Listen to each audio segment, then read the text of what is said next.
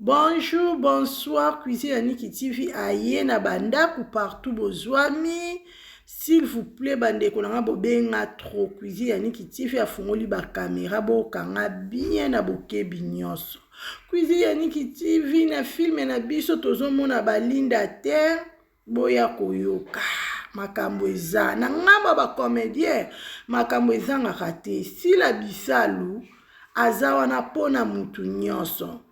Sila Bisalu asalaka pe akomaka ba filme na ye. Il s'agit que na minute na rôle ana ke Linda jouer bakobenga Linda. Il s'agit que rôle wana Michou a joué bakobenga Michou. Soki bomoni ke na filme na biso toza de ana 5 film na esili te. So pe bomoni film esili ke bango bazate. C'est que na rôle wana esenge bango bazala te. Bacha pe bandeko misusu. Sila za pona mutu nyonso. J'espère to moni bandeko na biso misusu ba joa kala. Bayoka na lisu te ba mona na rappel lisusu te. Mais sila ke ko sekisa bango to moni bandeko na biso tellement ebele. Ba esu ko jouer na film na biso bazo pesa makambu. Sila nzamba pambolo na révélation oyo.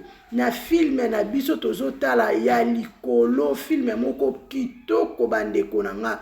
Boyamba bolanda film oyo eza na ba conseil moko ya wow. Bomoni Darling Palata nenga zo pesa makambu.